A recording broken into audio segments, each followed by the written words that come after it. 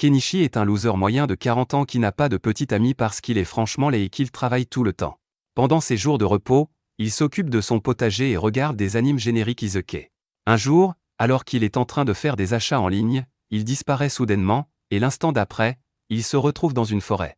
Grâce à l'espiègle nièce de Shrek, il n'a aucune idée de ce qui se passe, mais lorsqu'il voit les restes squelettiques d'un chevalier et des fleurs qu'il n'a jamais vues de sa vie, il se rend compte qu'il est loin de chez lui. Comme il a toujours été un minus, il essaie d'ouvrir une fenêtre d'état, et quand celle-ci lui apparaît en pleine figure, il panique et tombe par terre, maintenant certain qu'il est dans un autre monde. Sans l'aide du Truck-kun tout-puissant, Kenichi prend le temps de réaliser qu'il vit le rêve de tous les fans d'anime. Il consulte ensuite sa fenêtre de statut, qui ne contient que les options « boîte à objets » et « corbeille », et qui ne contient rien de tel que ses statistiques de base. Il y a aussi une autre option appelée « Shangri-La », qui est le nom du site d'achat en ligne que Kenichi utilise le plus souvent, car il ne fait pas confiance à Bezos pour les données de sa carte de crédit. Il est surpris de constater qu'il peut accéder au site à l'aide de sa fenêtre système et vérifie la boîte à objets en y plaçant une plante. Kenichi manipule un peu la fonction poubelle et découvre qu'il peut retirer les modes de bout de la plante et les jeter à l'extérieur sans faire sortir la plante. Soudain, il commence à avoir faim et décide d'essayer l'application Shopping, mais malheureusement, il n'a pas d'argent pour acheter quoi que ce soit. Il se demande s'il peut vendre quelque chose et essaie avec la plante dans sa boîte à objets. La boîte à objets lui indique qu'il s'agit d'herbes, mais pas de celles qui rapportent de l'argent. Kenichi pense qu'il n'y a plus d'espoir quand ses yeux tombent sur l'épée dans la poitrine d'un squelette. Il vend l'épée pour 98 000 yens, ce qui est plus que suffisant pour le nourrir pendant quelques jours. Il achète également une pelle pour creuser une tombe pour le guerrier mort, puis une bicyclette pour se déplacer rapidement dans la forêt et un monoculaire pour voir ce qui l'entoure. Il commence à chercher un campement et élabore un plan d'affaires pour vendre des produits du monde moderne aux paysans ignorants de la région. Un soir, alors qu'il dîne confortablement, il voit une bande de monstres ressemblant à des chiens s'approcher de lui. Il panique et commence à chercher des armes en ligne, mais comme l'application n'est pas basée en Amérique, il ne trouve rien d'utile. Il commence par lancer des feux d'artifice sur les monstres, mais cela ne les effraie pas beaucoup. Heureusement, il trouve un lance-pierre, une arme dont il sait se servir. Bien que sa visée soit pire que celle d'un Stormtrooper, il réussit à toucher quelques monstres après avoir gaspillé quelques balles, et il décide de battre en retraite rapidement. Kenichi profite de cette occasion pour s'éloigner d'eux aussi vite qu'il le peut, ne s'arrêtant qu'au petit matin. Il est maintenant à la lisière de la forêt et découvre qu'il y a une ville à proximité. Il pense que c'est le début de son empire commercial, et il achète un sac en cuir et du poivre noir avec le reste de ses fonds. Puis il commence à se diriger vers la route, traversant les hautes herbes, il manque de se faire écraser par un chariot de marchand. Le marchand, Fuyu, apprend que Kenichi se dirige lui aussi vers la ville, et l'emmène donc en compagnie d'un barde itinérant. Une fois arrivé en ville, Kenichi aide Fuyu à décharger quelques affaires. Fuyu le remercie, mais Kenichi lui répond que c'est lui qui devrait le remercier de lui avoir parlé de la ville et des affaires en chemin. Pour remercier Fuyu, Kenichi lui donne le sac de poivre noir, ce qui rend Fuyu nerveux. Il chuchote à l'oreille de Kenichi de ne plus penser à vendre des épices parce qu'un groupe de marchands effrayants nommé Bikopa en a le monopole. Fuyu dit qu'il ne faut jamais vendre d'épices ouvertement, mais que si c'est une affaire privée, c'est très bien. Fuyu commence à chercher sa bourse, mais Kenichi dit qu'il n'a pas besoin d'argent. Fuyu répond qu'en tant que marchand, il aime obtenir des choses à bas prix, mais jamais gratuitement. Il donne à Kenichi des pièces de cuivre et d'argent d'une valeur de 50 000 yens, et Kenichi est choqué parce qu'il a obtenu le poivre noir pour seulement 950 yens. Il se promène ensuite un peu dans la ville avant de trouver une auberge. Une fille joyeuse nommée Azalea l'accueille et commence à lui faire la conversation tout en l'enregistrant. Elle apprend que Kenichi veut devenir marchand, mais qu'il ne sait ni lire ni écrire la langue du pays. Elle lui dit que s'il ne sait pas lire, écrire et faire des mathématiques de base, la guilde des marchands ne l'acceptera pas. Kenichi lui demande de lui apprendre à lire et à écrire car il est déjà bon en maths, et en échange, il lui donnera des bonbons d'un autre pays. Son piège à miel fonctionne sur Azalea, qui apprend le vrai sens du bonheur en mangeant des bonbons qui seraient normalement hors de sa portée. Elle commence à enseigner à Kenichi comment lire et écrire leur langue, et il l'assimile rapidement parce qu'elle n'est pas très différente du japonais. Pendant qu'il s'entraîne, Azalea s'installe confortablement dans sa chambre et commence à séduire Kenichi car elle est sûre qu'il deviendra bientôt un homme d'affaires prospère. Kenichi lui dit de ne pas s'embêter avec lui parce qu'il est assez âgé pour être son père, mais Azalea est prête à l'appeler papa. Kenichi lui offre alors un croquis d'elle à la Titanic, et Azalea est tellement ravie qu'elle saute immédiatement sur lui et le laisse lui taper sur les joues. Le lendemain, Kenichi se rend à la guilde des marchands pour obtenir sa carte d'identité, qui ressemble à une petite baguette. Il se promène ensuite sur le marché, apprenant la valeur de divers objets. Une vendeuse de fruits attire son attention avec ses melons et lui demande de lui acheter quelque chose. Kenichi ne connaît même pas les fruits de ce monde, mais il les achète et interroge Azalea à leur sujet plus tard. Elle lui parle des fruits et lui demande s'il a réussi à obtenir sa licence de marchand. Kenichi lui montre la baguette, et elle se met à sautiller de joie parce que son papa gâteau peut maintenant commencer à gagner de l'argent. Le lendemain, Kenichi fait un peu de menuiserie pour se créer une échoppe pendant qu'Azalea le surveille. Elle remarque les pinces à linge en bois et lui dit qu'il peut les vendre parce qu'il n'y a pas de bonnes pinces à linge ici. Kenichi se rend ensuite au marché et prend place à côté d'une vieille dame. Alors qu'il sort son stand de la boîte à objets, la femme est surprise et vient vérifier sa marchandise. Elle constate qu'il vend des objets de grande qualité, mais ce qui attire le plus son attention, ce sont les pinces en bois. Elle en achète à Kenichi, puis se présente comme Anama, une marchande chevronnée. Bientôt, des clients commencent à venir dans leur boutique, et la plupart d'entre eux achètent les pinces en bois de Kenichi. Grâce à cela, Anama fait plus d'affaires que d'habitude. Bientôt, un jeune homme blond entre dans sa boutique, et en voyant ses vêtements et son épée, Kenichi se rend compte qu'il doit être assez riche. L'homme s'intéresse au couteau et demande à Kenichi s'il a quelque chose de plus grand que les objets exposés. Kenichi commence à parcourir l'application de shopping pour trouver un couteau plus grand, et il trouve bientôt un couteau de chasse qui conquiert le cœur de l'homme. Il demande le prix, et voyant que le client aime trop le couteau de chasse, Kenichi le vend à une pièce d'or. Alors que l'homme se demande s'il doit acheter ce magnifique couteau à un prix élevé, une fourrure aux oreilles de chat apparaît devant Kenichi et commence à le renifler. Il est déconcerté, car il n'aime pas les fourrures, et la féline lui lèche le nez. C'est alors que ses amis arrivent et la giflent pour s'être mal comporté, et Kenichi découvre qu'il s'agit d'authentiques furies. Il est effrayé de les voir et se justifie en disant qu'il n'a jamais vu de gens à poil auparavant pour ne pas paraître raciste. Les félins veulent des tapis comme celui qu'il a placé en haut de son box, et Kenichi fait le calcul pour eux.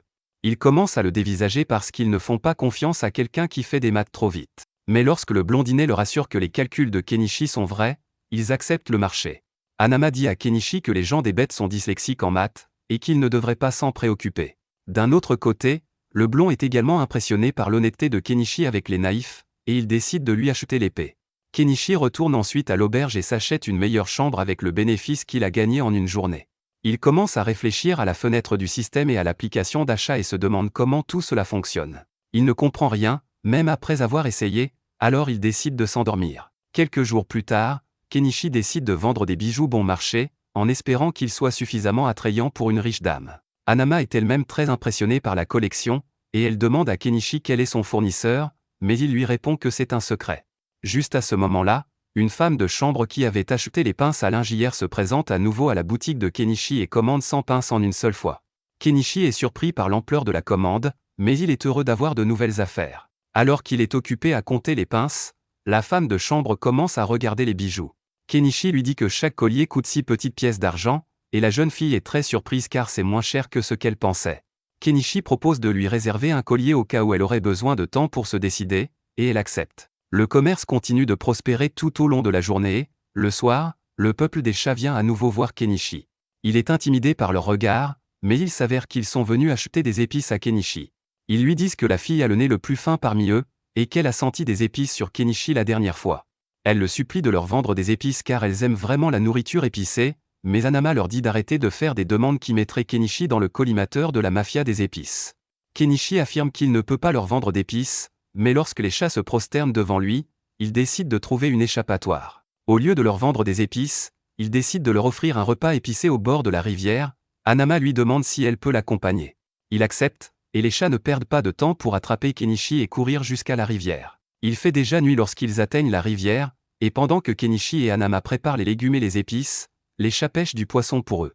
Kenichi leur prépare un curry épicé que les chats adorent. Ils commencent à avoir envie d'un peu d'alcool pour accompagner ce plat, et Kenichi les couvre également dans ce domaine. Alors que les chats boivent et dansent, Anama dit à Kenichi qu'il est trop gentil et confiant, et que cela peut lui créer des problèmes à l'avenir. Kenichi n'y pense pas trop et passe le reste de la nuit à faire la fête avec le peuple des chats, puis à se blottir contre la fille nommée Miaret.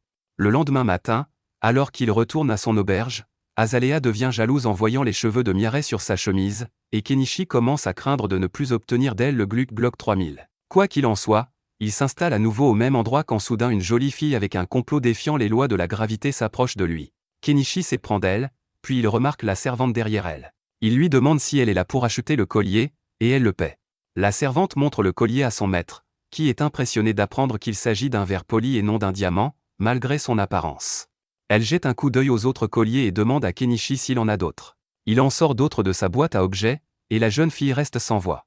Elle se présente comme Primula, la fille du propriétaire de la prestigieuse Mallow Trading Company, et demande à Kenichi de rencontrer son père. Kenichi demande conseil à Hanama, qui lui dit que le propriétaire de la Mallow Company est un homme bon et respecté par tous les habitants de la ville. Kenichi saisit immédiatement l'occasion de nouer des liens avec un important groupe d'affaires. Sur le chemin du retour, Primula raconte à Kenichi qu'elle a essayé de copier ses pinces à linge en bois, mais que son artisan n'a pas réussi à obtenir le bon ressort. Kenichi n'y voit pas d'inconvénient, car il sait que ce genre de choses est inévitable dans le monde des affaires. Ils arrivent bientôt au manoir de Primula, et bien que Kenichi soit impressionné, Primula lui dit que ce n'est rien comparé au manoir des nobles. Kenichi rencontre alors le père de Primula, Monsieur Mallow, qui évalue les bijoux qu'il possède. Il lui révèle alors qu'il possède également une boîte à objets, et que c'est la principale raison pour laquelle son entreprise s'est développée.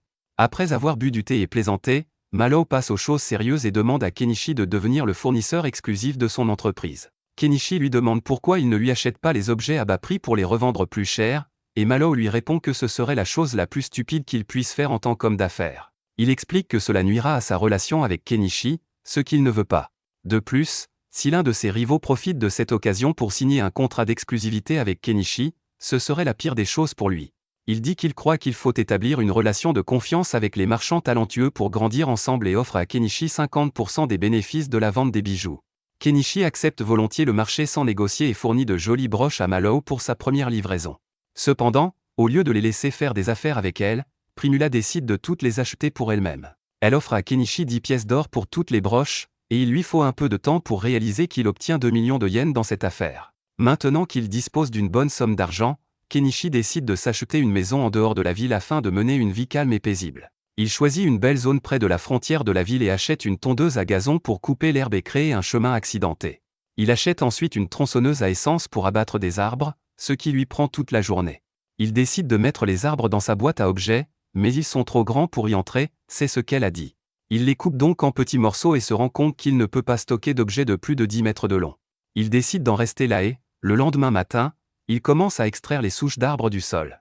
Mais c'est beaucoup plus difficile que de couper les arbres à la tronçonneuse, et Kenichi abandonne avant même d'avoir exposé les racines du premier arbre. Il achète une mini-pelle d'occasion pour arracher les souches, mais cela lui coûte 1,2 million de yens, soit près de la moitié de sa valeur nette totale. De plus, il s'aperçoit que l'excavatrice a besoin de diesel pour fonctionner et qu'il n'y a pas de vente en ligne. La chose la plus proche qu'il puisse trouver est du carburant de camping, mais il est beaucoup plus cher que l'essence normale. Kenichi n'a pas d'autre choix que de continuer à investir de l'argent dans l'excavatrice s'il ne veut pas qu'elle devienne un tas de ferraille. Il achète également un générateur diesel pour voir si le carburant de camping peut l'alimenter, et il réussit à faire fonctionner le diesel et l'excavatrice. Plus tard dans la nuit, il prend un bain dans la rivière, mais les piqûres d'insectes sur toute sa main commencent à le démanger. Il se souvient qu'Azalée lui a dit d'acheter des pierres magiques anti-insectes au magasin d'outils situé à l'orée du marché et s'y rend le lendemain matin. Il trouve un vieux magicien qui tient la boutique et qui est très curieux de Kenichi après avoir appris qu'il vient d'un autre pays. Il dit à Kenichi qu'une pierre anti-moustique vaut 3 pièces d'argent, mais quand Kenichi lui donne des oranges, un fruit qu'on ne trouve pas dans ce pays, le vieil homme fait tomber le prix à 2 pièces d'argent. Plus tard, Kenichi ouvre à nouveau son magasin et Hanama lui dit que le vieil homme sait beaucoup de choses. Elle lui dit d'être en bon terme avec lui parce qu'il peut l'aider dans beaucoup de choses. Tout en discutant, l'attention de Kenichi se porte sur les avis de recherche accrochés au mur, et Hanama lui apprend qu'ils ont récemment augmenté la prime sur Shaga, le chef des bandits de la région. Kenichi ne se préoccupe guère de ce bandit et retourne sur son terrain après avoir réglé ses affaires de la journée. À l'aide de sa pelleteuse, il déterre facilement les souches d'arbres et aplanit la zone pour y poser les fondations de sa maison. Cependant, le problème est qu'il n'a pas beaucoup d'argent sur son compte après la récente séance de shopping, et qu'il doit économiser beaucoup avant de commencer à construire la maison de ses rêves. Kenichi se rend chez Mallow avec du sucre en poudre conservé dans le même pot que celui dans lequel il gardait les cendres de sa grand-mère. Mallow renifle le sucre et pense qu'il s'agit d'un produit de haute qualité, mais malheureusement, il ne peut pas l'acheter.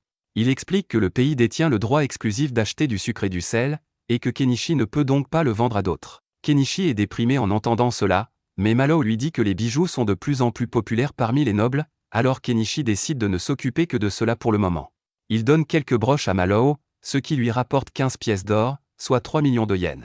C'est plus qu'il n'en faut pour acheter une cabane en bois en ligne, qu'il commande sans même lire les détails. Ce n'est qu'après avoir reçu une pile de bois qu'il se rend compte qu'il doit construire la cabane lui-même. La dépression le frappe à nouveau, mais il se sent mieux après avoir lu les instructions et décide d'assembler la cabane lui-même, car cela semble assez facile. Heureusement, le peuple des chats passe bientôt dans la région et décide de l'aider pour le remercier d'avoir partagé le délicieux repas avec lui. Même avec leur aide, Il faut presque un mois à Kenichi pour construire la cabane tout en continuant son activité. Il organise une fête barbecue pour le peuple des chats à l'achèvement de sa maison, puis va à l'intérieur pour s'asseoir sur son lit, qui est à peu près la seule chose dans la cabane. Ensuite, il commence à meubler sa maison, ce qui lui prend encore un mois et beaucoup d'argent. Il fabrique une clôture en bois pour entourer la maison et le jardin. Il achète ensuite une salle de bain portative pour composter ses déchets en fumier. Il installe lui-même la plomberie dans la maison, puis achète des panneaux solaires et des batteries afin de disposer d'un approvisionnement constant en électricité. Pour couronner le tout, il achète une cuve de bain et prend son premier bain chaud depuis son arrivée dans ce monde. Une fois sa maison entièrement meublée, Kenichi se rend à l'auberge et annonce à Azalea qu'il a désormais son propre logement et qu'il ne restera donc plus ici. Il la remercie pour tout, et elle reste sans voix car elle ne pensait pas qu'il partirait si tôt. Le lendemain matin, Kenichi se rend à vélo dans la forêt et, à l'aide d'un réflexe numérique qu'il a récemment acheté, prend des photos de fleurs qu'il n'a jamais vues auparavant. Soudain, une flèche frappe son vélo et il s'écrase sur le sol. Avant même qu'il ait le temps de comprendre ce qui se passe, d'autres flèches se dirigent vers lui, mais heureusement il les esquive toutes. Alors qu'il se cache derrière un arbre, il entend des hommes-bêtes vivants dans la forêt parler de lui. Il n'aime pas Kenichi parce qu'il a construit une maison près de la forêt, et il décide de le tuer pour qu'il ne les dérange plus. Kenichi se rend compte qu'il n'est pas obligé de jouer les gentils avec ces connards racistes, et il utilise toutes les armes de son arsenal. Il commence par leur tirer dessus avec son lance-pierre, et même si sa précision est très faible, les dégâts sont suffisants pour assommer le Beast Folk en un seul coup. Il lance ensuite des feux d'artifice pour les intimider et invoque sa pelleteuse pour les faire fuir. Il décide ensuite de rentrer chez lui quand il entend soudain quelqu'un pleurer derrière les buissons. Il va voir qui c'est et, à sa grande surprise, c'est un énorme chat violet qui a été blessé par les flèches du Beast Folk. Kenichi veut l'aider, mais il craint de se faire mordre, alors il achète des coussins et les attache autour de son bras et de son cou. Il retire ensuite la flèche du corps du chat, qui n'essaie pas de se débattre, et se rend compte qu'il peut le soigner davantage. Il désinfecte la plaie avec de l'alcool, applique une crème antiseptique et donne au chat des analgésiques. Cependant, il n'est pas sûr que le chat puisse survivre dans la nature et il le ramène chez lui. Il s'inquiète de voir que le chat ne bouge même plus et, le lendemain matin, il va voir le vieux sorcier pour lui demander s'il y a un moyen de le guérir par la magie. Le vieux sorcier le traite de fou pour avoir essayé de sauver un lynx et lui suggère de vendre sa peau à la place. Kenichi ne veut pas faire cela, et c'est alors que la fillette Miare le trouve. Elle apprend l'histoire et lui dit que les lynx sont considérés comme des messagers de Dieu chez son peuple, et qu'elle veut le voir. Kenichi l'emmène chez lui et constate que le lynx sauvage est devenu un peu actif. Pour le remercier d'avoir sauvé le chat, Miare chasse quelques oiseaux et lui donne le Gluck Gluck 2000 la nuit. Après quelques jours, le lynx est complètement guéri et Kenichi le laisse en liberté. Il prend ensuite un peu de recul par rapport à son magasin et se concentre sur l'agriculture. Comme il a besoin de beaucoup d'eau, il décide de creuser un puits pour son propre usage, ce qui lui prend environ une semaine. Alors qu'il s'apprête à prendre un bain, Primula vient le chercher. Elle dit qu'elle était inquiète parce qu'il n'avait pas ouvert sa boutique depuis longtemps, mais heureusement, Miare lui a parlé de sa maison. Elle est surprise de voir tout ce qu'il y a autour de la maison, en particulier la pelleteuse. Kenichi ne peut pas lui dire la vérité, alors il dit que c'est son familier et lui demande de garder le secret sur le fait qu'il peut utiliser la magie. Primula le croit et accepte de garder son secret, puis Kenichi se rend compte que l'heure de la fermeture des portes de la ville est déjà passée. Primula lui dit qu'elle va rester chez lui et qu'elle n'a aucun problème à partager son lit. À ce moment-là, son regard se porte sur le tambour rempli d'eau, et en apprenant qu'il s'agit d'un bain, son visage s'illumine. Elle prend un bain mais s'effraie en entendant le bruit d'animaux sauvages et demande à Kenichi de rester près d'elle. Il lui donne ensuite un peignoir et une chemise de nuit, et Primula voit dans ces deux articles un énorme potentiel commercial. Elle dit à Kenichi qu'il devrait les vendre car ils seraient très populaires parmi les nobles, mais il lui répond qu'il ne veut rien faire avec ces gens consanguins qui pensent que le monde leur appartient. Il fait alors un croquis de Primula pour l'élever, ce qui la rend très heureuse, mais elle ne lui donne pas l'occasion de lui taper sur les joues.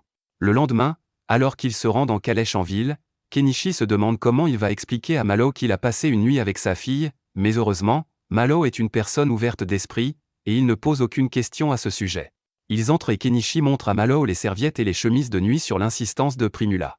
L'homme d'affaires est très impressionné, puis Kenichi décide de lui montrer de la lingerie sensuelle qui fera fureur auprès des femmes désireuses de séduire quelqu'un. Malo fait une grimace en pensant que sa fille a porté cela hier soir lorsqu'elle est restée chez Kenichi, mais il lui dit qu'il ne faisait que plaisanter et range la lingerie.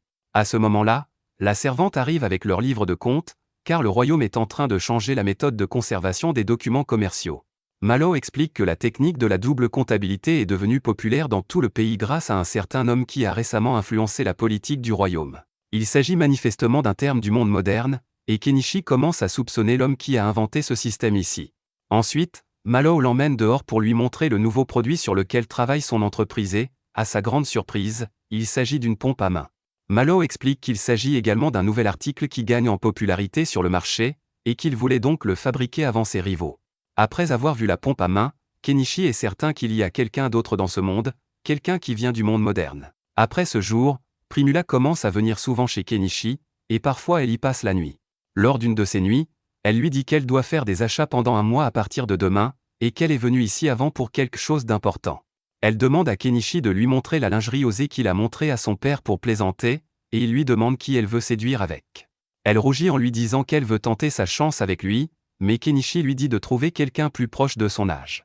Primula dit qu'elle n'a rien contre l'écart d'âge et que même son père l'approuve. Cela donne mal à la tête à Kenichi qui ne veut pas prendre d'engagement sérieux maintenant, mais il laisse Primula se blottir contre lui toute la nuit. Le lendemain matin, après son départ, le chevalier blond qui avait acheté un couteau de chasse à Kenichi vient chez lui et se présente sous le nom de Paul. Il dit qu'il est ici pour enquêter sur des plaintes concernant un homme louche vivant dans la forêt, et bien qu'il fasse confiance à Kenichi, il se méfie des panneaux solaires. Kenichi lui répond qu'ils sont liés à la magie et lui demande de garder le secret. Paul lui dit que son silence lui coûtera cher, alors Kenichi lui donne des barres d'acier de haute qualité pour forger des épées et une bouteille de vin.